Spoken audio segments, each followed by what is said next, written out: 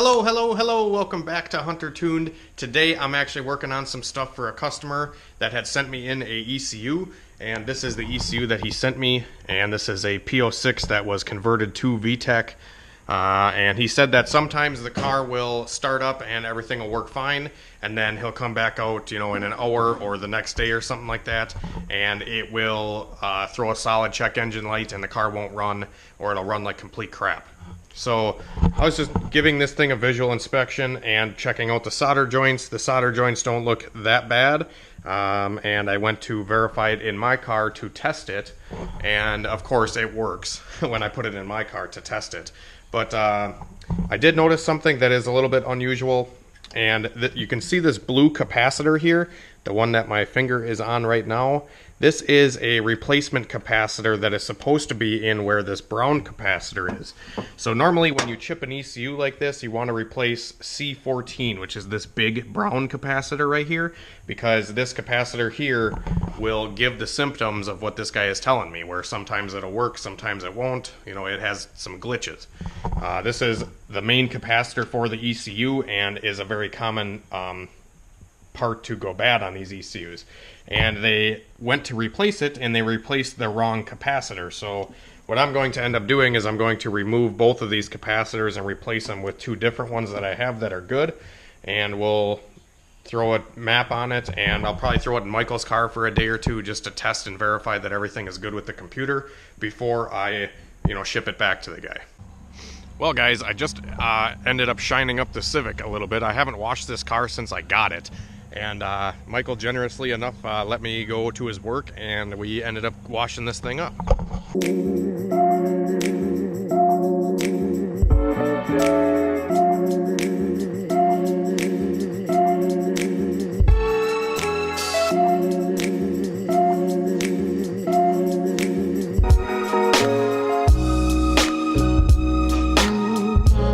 Alright guys, so we are out here just in the Mustang now. And I put a boost controller on this thing, just like a homemade one that I had laying around, to see if we can get a little bit more boost out of it. But I have to go through the tune on this thing very badly.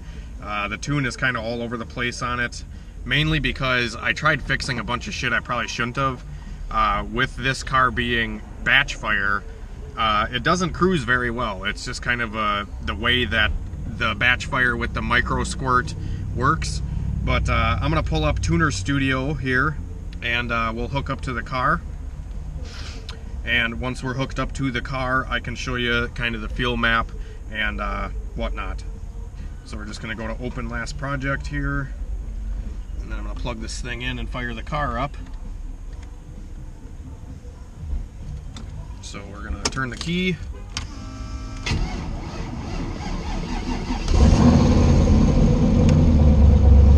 There we go. Roll my damn window up so you can hear me.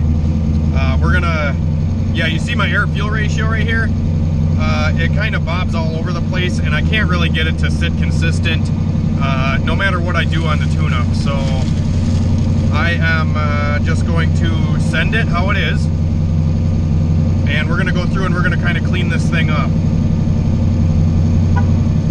So cruising, we're gonna try to clean it up a little bit. I have all the same numbers down here on the fuel table, like it's running right at 58. So I mean, it shouldn't be bobbing around, and believe it or not, the idle's actually fairly smooth, but I don't know. We'll see how it cruises, because like I said, when it's cruising around, it's really lean, and it kind of just jerks and bucks and shit. So I don't know. We'll see what we got to do to maybe smoothen this thing out a little bit. Put this bitch in drive. This thing thuds when you fucking put it in gear, dude. Yeah. Alright, so yeah, you can see the air fuel bobbing all over. But we'll see what it does, huh? Wanna hold on to the laptop, Michael? Yeah. Alright. See that? It's off the gauge. It's off the gauge lean. Alright, so I'll try to clean that spot up quick, wherever that was running. So we'll go to the fuel settings here, fuel VE, and when I get into the throttle a little bit, yeah, we're still in 58 up here, so I'm just gonna try to punch some fuel in this thing up here in this region. We'll start by, we're gonna try to interpolate it a little bit, and then we'll add like 10% in. So we go 1.1 here, hit OK. We'll see how it cruises now, or takes off. Yeah, a little better.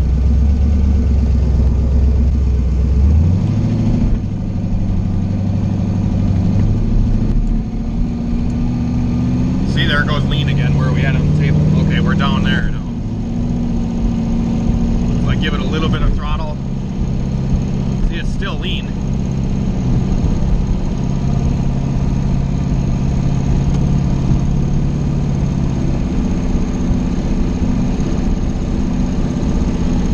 Alright, so we're going to try to make this run a little bit smoother, but it still bobs back and forth like crazy.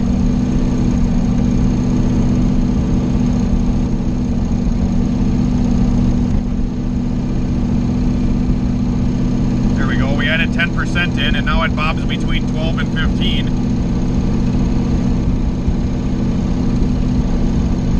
So that's a little bit better, I suppose.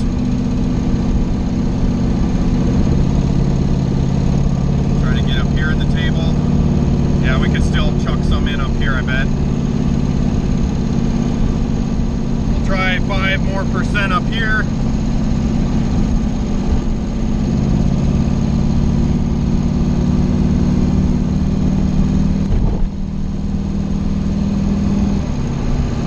There we go.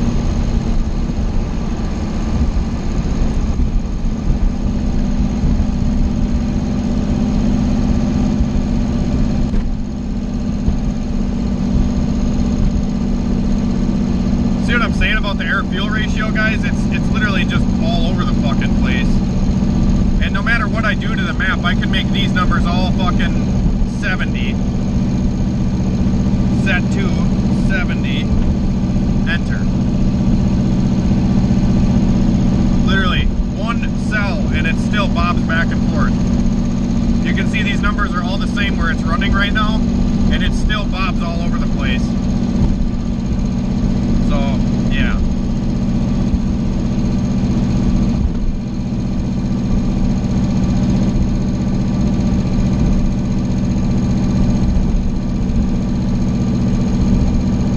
But it's pretty smooth when it's wide open. I'll give it a little lick in a second and see how it is.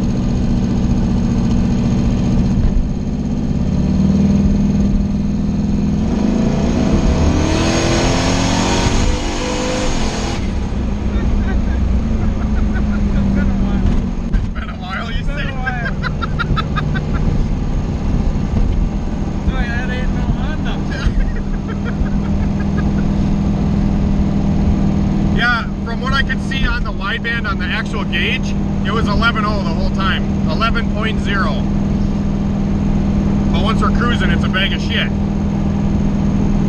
But because race car, I suppose.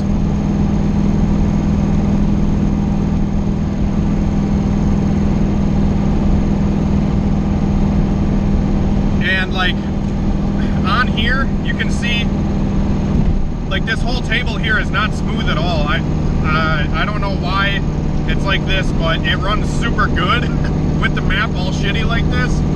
It's not the dead times or anything. I put in the dead times for the truck injectors and all that, so I don't know. This map is, it just kind of walks all over, but it works.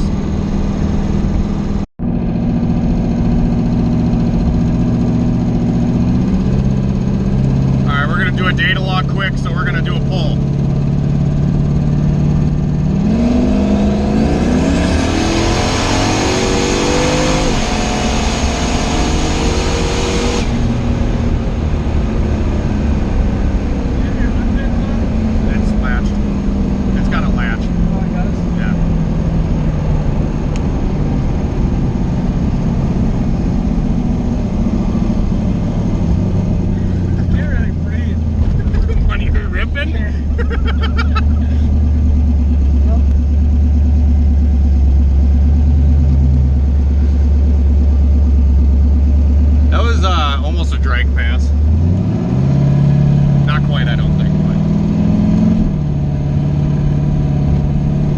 11's the whole pull.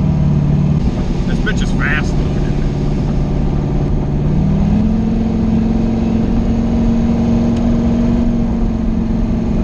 You can't even hear the 2.3 shift unless you're wide open. So that pull, we were on 10 pounds of boost and 11.0 to 11.5 air fuel ratio. So I'm gonna go try to turn this boost controller a few turns, and see if we get this thing back on like 15 pounds. And you know, just gonna let her eat, do it for Dale. You know what I mean? So I'm gonna pull over here and go turn my fancy knob.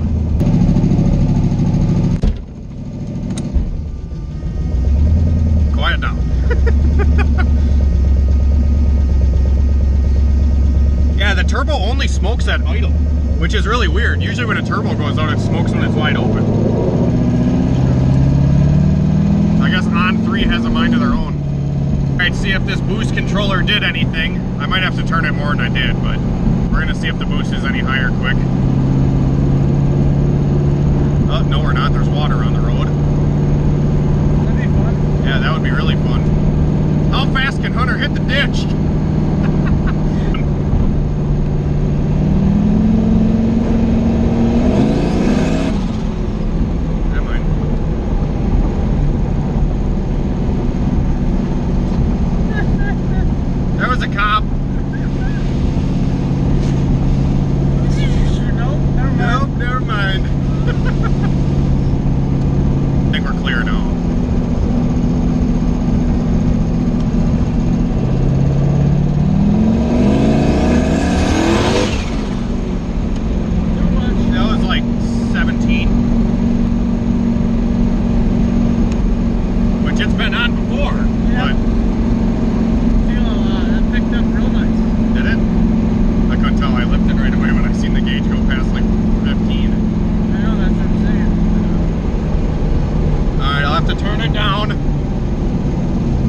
So we got the boost at like 14, 15 pounds, and I think the car is actually starting to break up a little bit.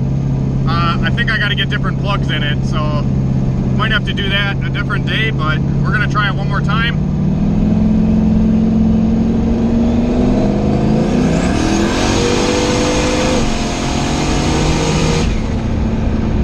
Yeah, it's not picking up.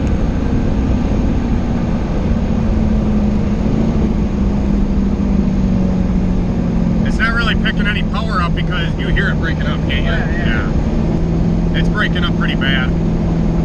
You guys probably can't tell on camera, but it is. Yeah, the trans rig. You want to feel it? Yeah.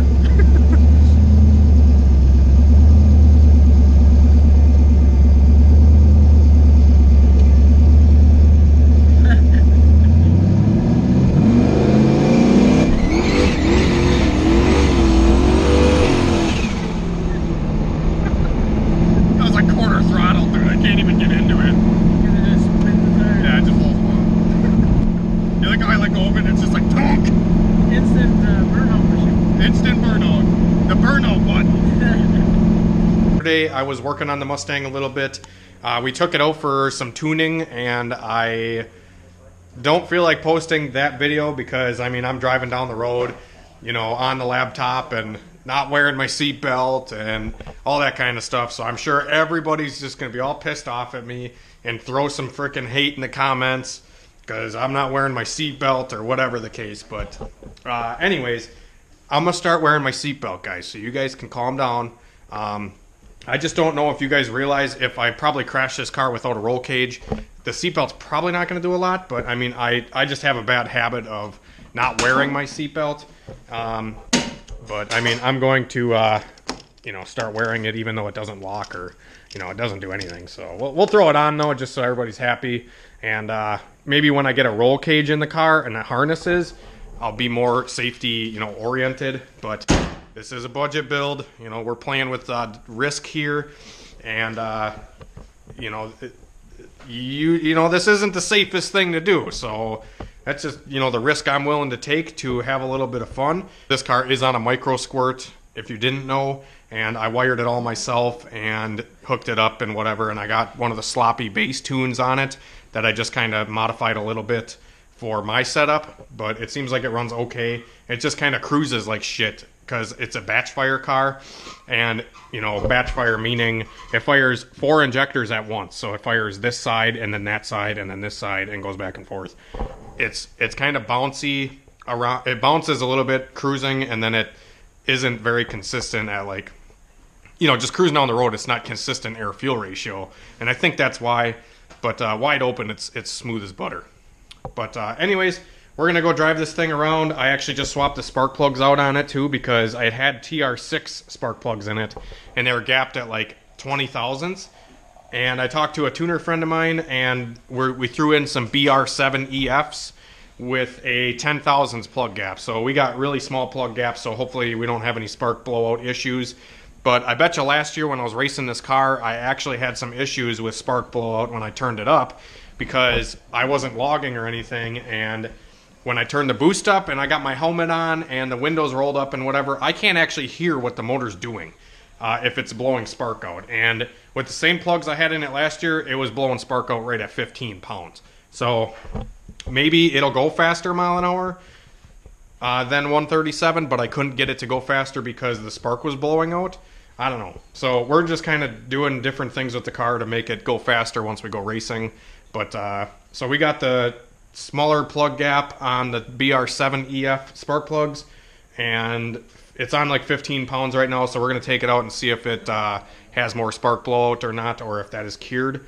And then after that, I don't know, we may turn it up a little bit higher than that, but I can't really hook it on the street any higher than like 15, so...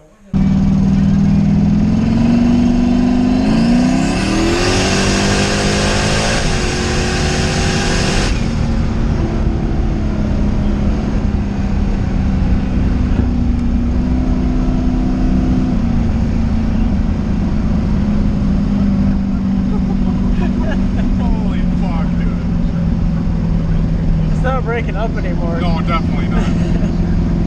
It's just ripping. It's on the shift like the whole time, dude. This is why I'm saying it's blowing through the converter. You know what I mean? Yeah. Huge fucking fireball out of the exhaust. When I lift off the gas when it's done doing a pull, it's literally like a fireball, like all the way back to the door. Just fire. All right.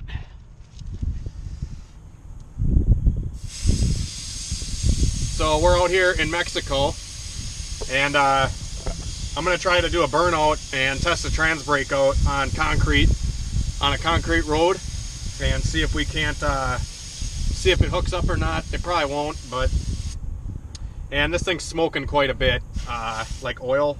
I think the turbo has about fucking had it. But we're gonna set the tire pressure at like 6 or 8 pounds, probably like 10 actually, 8 or 10. And then once the tire pressure's set, we're going to do a quick burnout and line it up and see if it hooks up or not.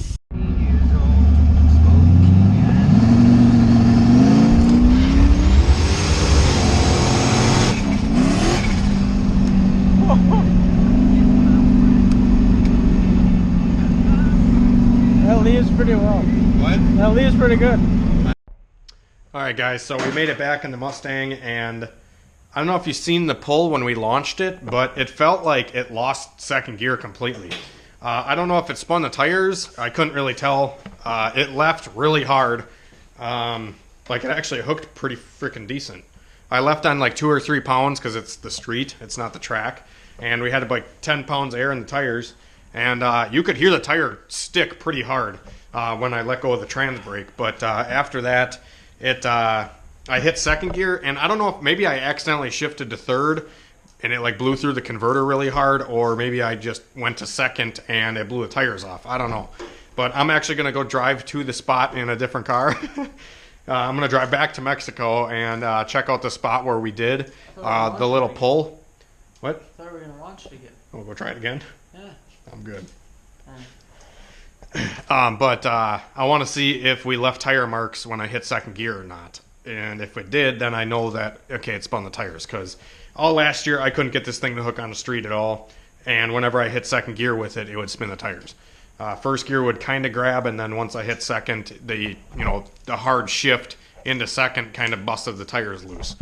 But anyways, we were driving home, and I did one more pull on the way home to make sure second gear wasn't gone, because it acted like there was no boost or second gear was completely gone or whatever. But we ended up blowing a boost coupler off. So this one off the throttle body blew off.